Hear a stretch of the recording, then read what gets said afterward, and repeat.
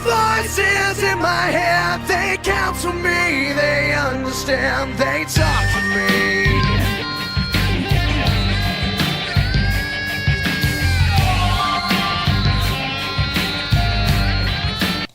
Okay, it's the Viper 4567 here with my Attitude Era episode 19.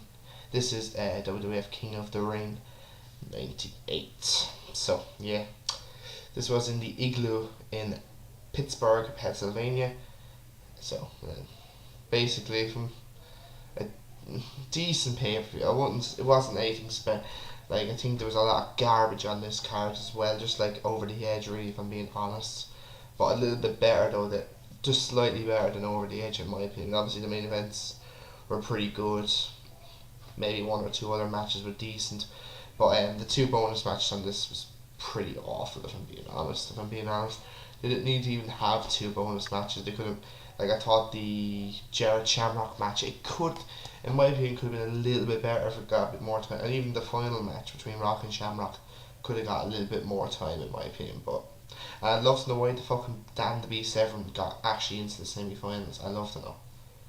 I don't even know why he was in that tournament, really, to be quite honest, because it was just, he's so poor. Like, he's not a like, in the UFC it's totally different. It's totally different towards, like, wrestling basically. But we'll get into that. First match, the first bonus match, is the Headbangers and Taka Michinoku defeating Kaientai in an okay match.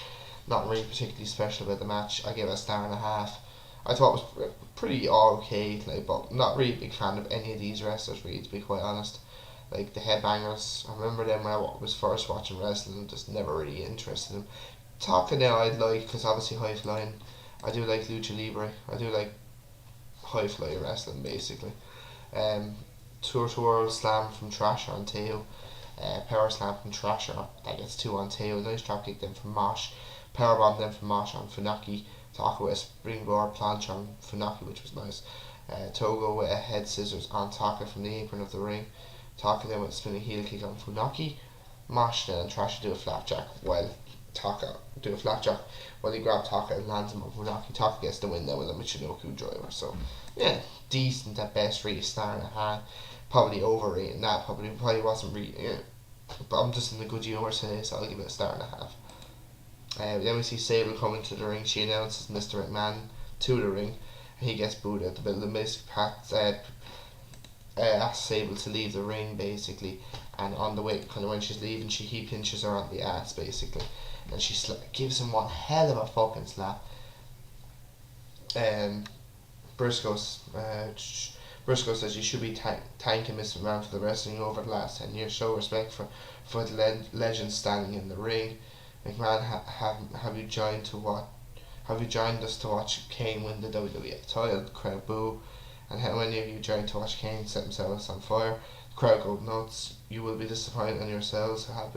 And basically saying your lives have been a disappointment. Talks about blaming your parents and all that. So really, again, like, they wasted, like, there was two promos on this pay-per-view. That and the two bonus matches. They could have made one big match or something. They could have made, for example, Owen Hart and X-Pac actually was a decent match. They could have let that go a little longer, because it was actually, I was enjoying it. They could have went another 6 or 7 minutes, and then they could have maybe Rock and if the Rock and Shamrock match had been any better, they could have put that another 5 minutes, and they could have had the one bonus match. So there you go. Sometimes WWE did drop the ball, really, but yeah, so. Ken Shamrock defeats Jeff Jarrett in the first of our King of the Ring semi-final matches. Okay match. Ken Shamrock defeated, save it for me, yeah. Trying to think, I'd actually have to look through that, actually. Don't actually have the card itself, like the King of the Ring, like the semi-quarterfinal matches. Who did he defeat? I'm trying to think. I know Rock defeated Triple H, didn't he, or something? Or something better. But no, Triple H bet the Rock, I think, and Triple H got injured or something like that. Or look, I'll get to that. But this is the first semi-final match. I give it a star. Nothing really particularly special. Jarrett goes to attack him, but it doesn't work. Nice knee to the face from Shamrock. Then a snap suplex, gets two, swinging neck breaker on Jarrett. Nice drop kick then from Jarrett, and Shamrock drops Jarrett on the barrier and then rams Jarrett into the steps. Jarrett works on the knee and then the ankle. Obviously Shamrock's ankle is sore apparently. Lee rams Shamrock's ankle into the ring post. Honock and ran on Jarrett and then the ankle lock and he taps out. So yeah, after the match then he suplexes Tennessee Lee, which was fantastic. So yeah, so a star. That's it basically. And then The Rock defeats Dan Severn in a fucking shit match. The match was boring. Like the slow pace of Dan Severn is it's pathetic. Like he's mat wrestling. Look, mat wrestling is mat wrestling, but it was so slow and boring. Suplex from Rockets too. Godfather and Henry come out. They distract the referee. D'Lo Brown gets the frog splash on Severn, and that gets the win for The Rock. D'Lo actually got his pectoral muscles ripped thanks to Dan Severn's submission move, and basically had one of those chest protector things. So it works into a storyline, but core star because I am fucking generous. Like this match was absolute filth basically. I'm actually gonna find out. See, I should have done this before I done the video, but look, that's just me. So, and I think the next match really annoyed me too much. Defeat Al Snow and Head in it's a handicap match basically. Jerry King Lawler is announced as a special referee. Al Snow is trying to get into WWE, and if he wins this match, he gets a contract. Gets to meet with Vince McMahon and get a contract, all that. But if he loses, he obviously doesn't get to be in WWE or WWF, whatever. But like this match, it was fucking awful. Like you wouldn't think like too much and it would turn out to be too cool basically. You wouldn't think like how over they were in a matter of 2 years, less than 2 years basically. So yeah. Al Snow needs a win basically. The crowd chant Head. Jerry blocks on Al Snow from hitting Christopher, so Christopher can hit Snow. Sunset flip powerbomb on Christopher from Snow, and that gets a very slow 2 from Lawler. Scott Taylor barely gets a springboard launch on Snow. Dropkick then from Christopher on Snow. Taylor goes to pin Snow and gets a very quick count. Pump handle slam from Taylor, then bulldog from Christopher, double DDT then from Al Snow, and a chant of Jerry's kick from the crowd, which was funny. Head gets the tag. He uses head on Taylor and Christopher. Snow play on Christopher. Snow goes low on Taylor with the head. Lawler gets a head and shoulders battle, and he puts it on the head. Taylor and Christopher then get the win, obviously after Christopher. And Al Snow thought he won, but obviously he wasn't the legal person. So yeah, nothing really special about this match, to be completely honest. So yeah, really, that's about it really. So half a star because I'm fucking lovely. Yeah, I got the quarterfinal brackets. Rock actually defeated Triple H. Owen Hart lost to Dan Severn. Ken Shamrock actually bet Mark Henry, and Jarrett bet Marvelous Mark Merrow. So yeah, who gives a fuck? So yeah, next match on X-Pac defeats Owen Hart, and actually a decent match. I must say, I gave it 2.5 stars. I thought it was excellent. As I said, this match could have went 6 or 7 minutes more even, and it would have got more of a rating in my opinion. I liked it. Owen is walking to the ring. He gets near the apron. X-Pac with a baseball slide. Nice spinning heel kick from X-Pac. Hart then with a vicious Irish rip on X-Pac. Spinning heel kick then from Hart gets 2. Nice uppercut then from him. Then a fisherman suplex gets 2 for Hart. Gut wrench then gets 2 for him as well. Inside cradle gets 2 then for Hart, and then an Irish rip X-Pac. And he goes into the timekeeper's table over, and basically goes, his head that thing hits off one of the fan things, so which is funny. Bishop dropping them Hart, X-Pac then with the X Factor, which obviously at the time wasn't called that. Heel kick from X-Pac and then the Bronco Buster. Henry comes out and basically X-Pac is on the outside and he does a big splash. And while the referee is distracted, Vader attacks Henry. Hart gets the sharpshooter on, but obviously with the ref being distracted, so China comes in. A fucking beautiful DDT gets the win for X-Pac. So like, I thought it was excellent. I just think Henry and Vader getting involved didn't really make much sense. Like, well, with Henry getting involved, obviously he's a nation member, fair enough, but Vader, I don't know, unless they're having a rivalry or something. I don't really watch the episodes before I watch the pay-per-view like of Raw, but I might start doing it again just to kind of get all the rivalries in check. So yeah, 2.5 stars. I think it was an excellent match in my opinion. So next time Paul Bearer comes through and says, "Did you not think I would be here tonight? I would not miss this night for the world. I've never been beaten so much until Taker. I curse you to hell, and tonight I still curse you to hell. He says Kane wants to be like Undertaker, but he can't in the little league. Basically missed out and be in the little league. Basically, so now it will be the happiest night of my life. I will be the father of the WWF champion. You can all laugh at the fat man, but I'll be laughing all the way to the bank. So, not a pointless promo, really. To be honest, it works towards the storyline, but they could have done this on the pre-show or whatever. Don't care. Next time we get our second bonus match. The New Age Outlaws defeat the Midnight Express to retain the WWF Tag Team titles. Obviously their title, which was a shit match basically. Their titles weren't on the line in the NWA. I'm giving this a half a star because it's crap match, an absolute crap match. Like I just don't like the New Age. I don't like the Midnight Express. And that was the New Age Outlaws. I liked them because of the fact I liked DX when I was younger. But like some of their matches were fucking awful. Like most of their matches were fucking awful though. It's like the APA, their music comes out, they're great, like the music gets you pumped up, but their matches are so awful. It's the same with the New Age Outlaws. Like they have they've had better matches, fair enough, they've had some good matches, but like famous are from Gunn on Bar gets 2. Nice clothesline that sends Bar on the outside, Bob then with a drop kick on Road Dogg. Cornette goes to hit Gunn with a bell, but obviously Gunn catches him, he's like, please don't hit me, please don't hit me. And he's begging and trying to just go slow on him. And then Gunn and Road Dogg hang Holly on the ropes, and that gets the win. So, yeah, half a star, that's it. I'm being generous again. And then in the final of the King of the Ring, Ken Shamrock defeats The Rock. So, it's become the 1998 King of the Ring. Good match, I thought. 2.5 stars. Like, I'm probably overrating it, but I thought I liked the match, really, to be quite honest. Triple H joins JR and King for commentary. China's at his side. Heel kick them from Shamrock. Triple H refers to The Rock as the Croc. Nice clothesline from Shamrock. China then is off doing Spanish announced, and she can actually speak perfect Spanish, which is good. Triple H spits water in Rock's face, so that then Shamrock then slams Rock into the ring. Barry Rock goes down on Shamrock while the ref did not see it. Suplex from Shamrock gets 2. Shamrock Irish rips Rock into the bar, but Rock gets in a clothesline, and then a sweet DDT that gets 2. People's elbow from The Rock also gets 2, and then another sweet DDT from Rock. Again, that only gets 2. Suplex then from Shamrock, and then a power slam gets 2.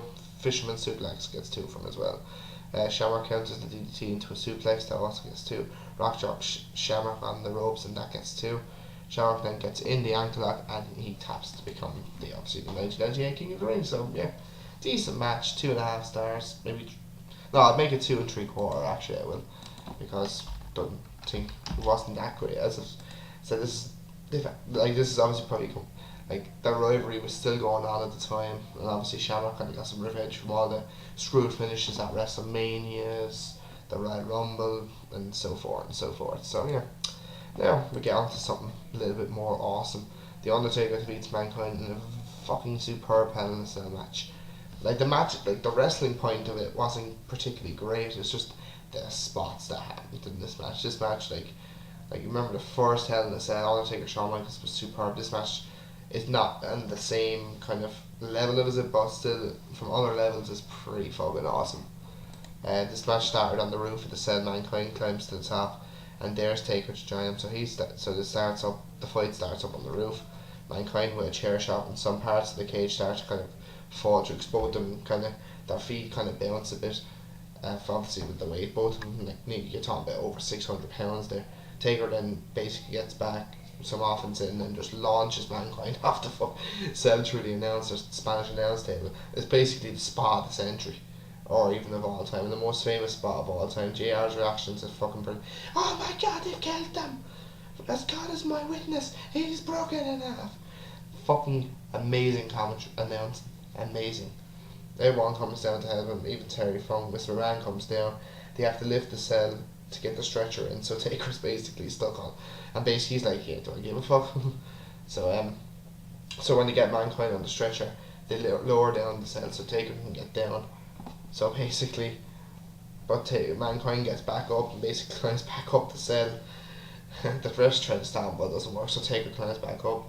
Taker then hits him with a chair and then puts the chair kind of in the middle of the cage, and then just fucking chokeslams him through the cage, and he lands right down into the ring, and the chair bounces off his jaw Oh, it was absolutely fucking beautiful. Like, and basically JR and King's announcement was excellent too. Oh, that's it, he's dead. Fucking brilliant. Taker then Terry Funk takes the fen, kind of takes what would you call it? Basically, he's getting pissed off at Taker, and he's saying like, back off, we're trying to protect, and then he just choke slams Terry Funk. Taker then goes for a but Mankind drops Taker on the ropes walls first. Then you can see they show Mankind smiling. You can actually see a tooth basically is coming through his lip. Oh, it's fucking amazing. Taker then hits Mankind with the steps. Obviously, Mankind's shoulder is fucked basically. Taker misses a suicide dive, so he lands into the steel. Mankind then with a pile driver on Taker onto the steel chair. That gets 2. Mankind gets the thumbtacks out. This is kind of the first time you ever see the thumbtacks in a WWE match. Like, it's just amazing. It's like so revolutionary. Like, so Mankind then gets the manual claw, but Taker gets Mankind on his back and drops him on the tacks. Absolutely fucking brilliant. And then when Taker chokeslams him on the tacks, you hear JR, oh, what a sadistic move, bang! Oh, it's fucking. The commentary on this is fucking amazing. Absolutely amazing. And the Tombstone gets the win for Taker in what was a fucking superb match. 4.5 stars. Just the drama of it all is fucking fantastic. Like, as I said, there wasn't really many wrestling moves. Like, you'd think of it, this match went over 20 minutes, but most of it was spent on Mankind. Obviously, by the time he got launched off and by the time he got back up, it was nearly 10 minutes. And then you think then getting chokeslams off the cell then as well. So you're talking through the cell and into the ring, you're talking at least 13-14 minutes now. So, but still, it's just the way it was worked out was absolutely brilliant. So yeah, so 4.5 stars easily. Next match then, Kane defeats Stone Cold Steve Austin in a good match, I would say, to win the WWF title. It was a first blood match, obviously. I thought it was actually a good match. Like, it was decent. Like, it wasn't anything. What kind of made it great was because the Hell in a Cell came back now. So Austin has a big bandage on his right arm. I think something to do with an infection, I think, or something. Lou fast press on Kane. Austin hits Kane with the title belt, but Kane sits straight up basically. Austin unties the turnbuckle pad. Austin rams Kane into the steps, and the Hell in a Cell comes down. Kane drops Austin on the ring barrier. Austin goes face first into the steel, and then the cell nearly lands on, but he gets out just in time. And here's you are, who's bringing down the cell? And then obviously saying it's Mr. McMahon. Kane now with a nice uppercut, and then again rams Austin into the steel. Austin is rammed into the steps and then knocks a cameraman. And we hear the referee is not going to stop the match because of a nosebleed or anything. So now the cell is being raised again. Kane and Austin fight up by the stage. Kane backdrops Austin onto the floor, and Kane then with a suplex on the rampway. Austin rams Kane into the exposed turnbuckle. That obviously happens because he's wearing a mask. Austin hits Kane with a fan. Kane rams Austin into the ref, so he's down. Kane then with a flying clothesline. Then we see McMahon again looking nervously. Austin rams the back of Kane's head into the exposed steel. Then Mankind comes to the ring with a chair. Obviously the cell's but it's lowered again. Austin hits a stunner on Mankind. Austin gets a stunner on Kane too. Taker comes down with a chair. Taker goes to hit Mankind, but he ducks, so Austin has a chair, and that Taker's chair hits Austin's chair, and that bounces back into Austin's face. Taker pours gas on the ref, and Kane hits on Taker with a chair. Austin whacks Kane with a chair. Austin is pissing blood, and obviously he loses the match, so obviously Kane is your new WWF champion. And McMahon with a big smile on his face, but sure, obviously the title reign doesn't last long. He loses it the next night on Raw, which I don't really get, to be quite honest. I don't get why this actually happened.